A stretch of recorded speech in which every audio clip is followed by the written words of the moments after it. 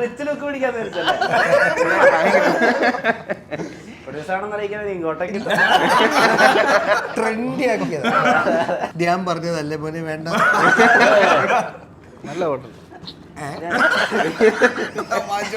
ഞാനിവിടെ തുടങ്ങാം. നമ്മുടെ ജീവിതത്തിൽ ഒരു തോൽവിയിൽ പെട്ട് നിൽക്കുന്ന സമയത്ത് നിങ്ങൾ ഓക്കെ ആണോ? നിങ്ങൾ എങ്ങനെ ഇരിക്കുന്നു? ആപ് കൈസേ ഹോ എന്ന് ചോദിക്കുന്ന ഒരാളുണ്ടോ ജീവിതത്തിൽ? ഓബിയസ്ലി അങ്ങനത്തെ കുറച്ച് സുഹൃത്തുക്കളുണ്ട് നല്ല. അപ്പം അങ്ങനെ ഹിന്ദി സുഹൃത്തുക്കൾ തന്നെ ഉണ്ട്. ഞാൻ NIT നാഗ്പൂരിലാണ് സിവിൽ എഞ്ചിനീയറിംഗ് പഠിച്ചത്. 4 കൊല്ലം മഹാരാഷ്ട്രയിലായതുകൊണ്ട് ഹിന്ദി മറാഠി കൂട്ടുകാരെ കൂടുതലും. മലയാളത്തിൽ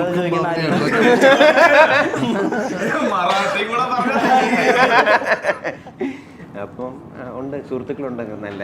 മറാഠിയിൽ മലയാള സിനിമയുടെ ഭാവി വാഗ്ദാനമാണ് ധ്യാൻ ശ്രീനിവാസൻ എന്ന് പറഞ്ഞത്. മറാഠി എനിക്ക് അറിയത്തില്ല.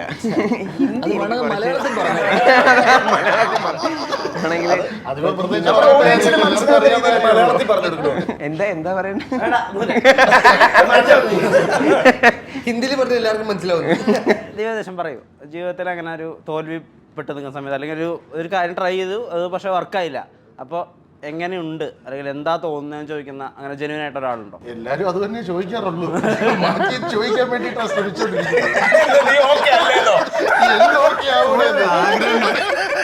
നമ്മൾ ഓക്കെ ആണെന്ന് ചോദിക്കാൻ എനിക്ക് മാറ്റി ചോദിക്കുന്ന കേൾക്കാൻ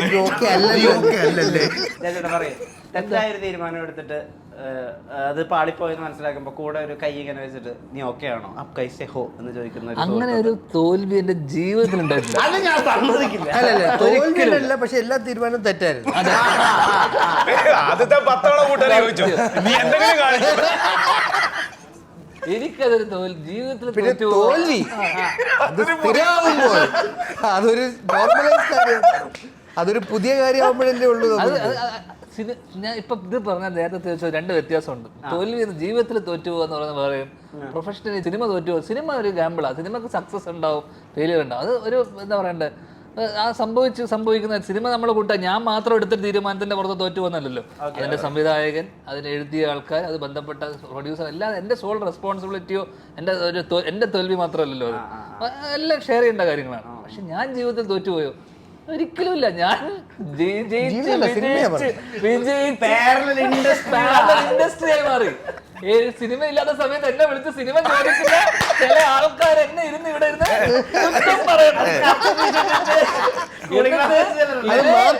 ഇതേ ഐഡിയോളജി ഫോളോ ചെയ്ത് ഞാൻ ഇനി നിന്റെ വഴിക്ക് പോകണം എന്റെ തോൽവികളെ കുറിച്ച്. കാരണം ഞാൻ തോറ്റിട്ടില്ല. എല്ലാ പൈസയിലും ഞാൻ പടത്തിൽ ഞാൻ ശമ്പളം കൃത്യമായി വാങ്ങിച്ചിട്ടുണ്ട്. എനിക്ക് കറക്റ്റ് പേയ്മെന്റ് കിട്ടിയിട്ടുണ്ട്. എന്റെ മിക്ക പ്രൊഡ്യൂസർമാർ എന്നോട് ചോദിച്ചു നോക്ക്, എന്റെ കൂടെ അവർ തോറ്റുപോയ ആൾക്കാർ എന്നോട് വീണ്ടും സിനിമ ചെയ്യാൻ റെഡിയാണ്. തോൽവിയെ ഹരമാക്കി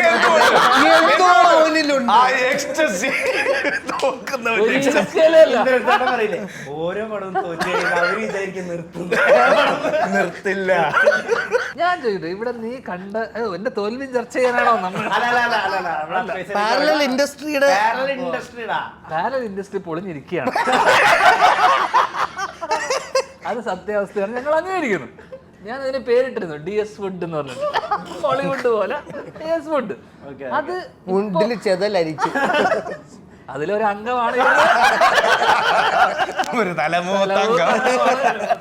എന്റെ ഐഡിയോളജി ഫോളോ ചെയ്യുന്നതാണ് ഇവിടെ എന്ന് പറയുന്നത്. പക്ഷെ ഇനിയുള്ള ഞാൻ പറഞ്ഞിരുന്നു, ഇനിയുള്ള കാലം എല്ലാ കാലവും ഇങ്ങനെ പോകാൻ പറ്റില്ലല്ലോ. അപ്പൊ ഇനിയുള്ള കാലം കയോസിലവിടെ നമ്മൾ ക്രൈസിസിൽ നിൽക്കുകയാണ് ഇപ്പോഴത്തെ അവസ്ഥയിൽ. അതുകൊണ്ട് തന്നെ ഞാൻ ഏറ്റെടുത്തു ചോയ്സസ്. പുള്ളി ഭയങ്കര അപ്പൊ അതുകൊണ്ട് തന്നെ നമ്മൾ ചൂസ് ചെയ്യും. സീരിയസ്ലി ഞാൻ ചൂസ് ആവില്ല. പക്ഷെ ചൂസ് ആവുന്നതിന് മുന്നേ ഒരു 3-4 കൊല്ലത്തേക്ക് അതെല്ലാം ചൂസ് ചെയ്യുന്ന ഗ്യാപ്പ് ഒരു 4 വർഷത്തേക്ക്. കാരണം ഇതൊക്കെ ചെയ്ത് വെച്ചുപോയി. അതൊക്കെ ഇനി ചൂസ് ആകുമ്പോഴായിരിക്കും അപ്പോഴുള്ള പടങ്ങളായിട്ട് കൂട്ടിക്കൊഴിഞ്ഞു പോകും. ചിന്തിക്കരുത്. അപ്പോ ചൂസ് ആയി വരുമ്പോഴേക്കും ഒരു 3 വർഷം എടുക്കും. അതായത് നല്ല മാങ്ങകളുടെ ഇടയിൽ ഒരു കേടായ മാങ്ങ ഇരുന്നാലെല്ലാം കേടാവെന്ന് പറയുന്ന. പക്ഷെ ഇതിന്റെ ഏറ്റവും വലിയ കാര്യം പറഞ്ഞ, ഒരാൾ തോറ്റു പോകുന്ന സമയത്ത് ഇപ്പൊ ഇവരൊന്നും എന്റെ അളിയനും മാമന്മാരും ഒന്നുമല്ല എനിക്ക് സിനിമ കൊണ്ട് തരാൻ, അല്ലേ? ഇത്രയും പടങ്ങൾ പൊട്ടുന്നു, തോറ്റു പോകുന്നു. ഞാൻ പല സ്ഥലത്തും ചോദിച്ചു എന്തുകൊണ്ട് എനിക്ക് വീണ്ടും പടം. ഒരു പടം ഇവിടെ ഒരാളുടെ ഒരു ആക്ടറിന്റെ ഒരു ഡയറക്ടറിനെ പൊട്ടിക്കഴിഞ്ഞാൽ അയാൾ ഫീൽഡ് ഔട്ട് ആയി എന്ന് പറയുന്ന കാലത്താ വീണ്ടും പടങ്ങൾ. എത്ര പടങ്ങളാ? 13 പടം കഴിഞ്ഞ വർഷം എന്ന് പറയുന്നു. അതിന് മുന്നത്തെ വർഷം 12 പടം എന്ന് പറയുന്നു. അതെന്തുകൊണ്ടായിരിക്കും? എന്തുകൊണ്ട് ഇദ്ദേഹത്തിന് അത്രയും പടമില്ല? എന്തുകൊണ്ട് എനിക്ക് ഇത്രയും പടം? അതെന്റെ ഉത്തരം നീ പറ. അത് പറഞ്ഞിട്ട് കാരണം ഒരാൾ തോറ്റുപോയി, 2 പടം തോറ്റു, പൊട്ടി, ഇതെല്ലാം പൊട്ടി, പലതും പൊട്ടി വർഷങ്ങൾക്ക് ശേഷം ഓടി. ഉടൽ എനിക്ക് അത്യാവശ്യം അപ്പൊ നമ്മളെ റേഷ്യോ നോക്കുമ്പോൾ നമ്മുടെ പടങ്ങൾ ഓടുമ്പോൾ എനിക്ക് അത് ഇഷ്ടപ്പെടാത്തോണ്ട് ഞാൻ തന്നെ പറഞ്ഞു. അപ്പൊ ഓടുന്ന നമ്മൾ ചെയ്യുന്ന പടങ്ങളുടെ എണ്ണം കൂടുതലാകുമ്പോഴാണ് ഈ പ്രശ്നം. അപ്പൊ എണ്ണം കൂടുതലാകുമ്പോൾ ഈ റേഷ്യോ കുറയും. അപ്പൊ ഞാനും വളരെ ചൂസ് ചെയ്തിട്ട് ഞാൻ നോക്കി കഥ പിക്ക് ചെയ്തിട്ടുണ്ടായിരുന്നെങ്കിൽ നമുക്ക് ഇതൊക്കെ പറ്റും. അതിനുള്ള മറുപടി ഞാൻ പറഞ്ഞിട്ടുണ്ട്. നമുക്ക് ഇതിനോടൊരു അഭിനിവേശമോ എനിക്ക് കാരണം എനിക്ക് സിനിമയിൽ തന്നെ വേറെയും തൊഴിലുകൾ അറിയാം. ഓക്കെ, അതുകൊണ്ട് തന്നെ എനിക്ക് ഓൾട്ടർനേറ്റ് കരിയർ ഓപ്ഷൻ അതൊന്നും അറിയാത്ത ചില ആൾക്കാർക്ക് ഇവിടെ തന്നെ ഇരുന്ന്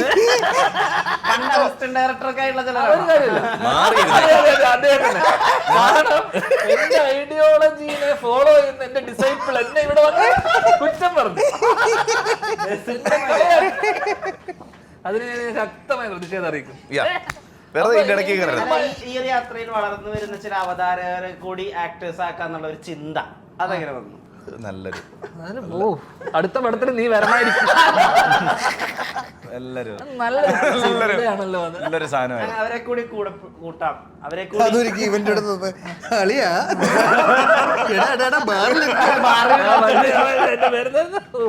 അല്ല പറയാ ഇങ്ങനെ കൂടുതൽ കൂട്ടുകാരെ കൂടി ചാൻസ് കൊടുക്കാൻ ഒരു സിനിമ.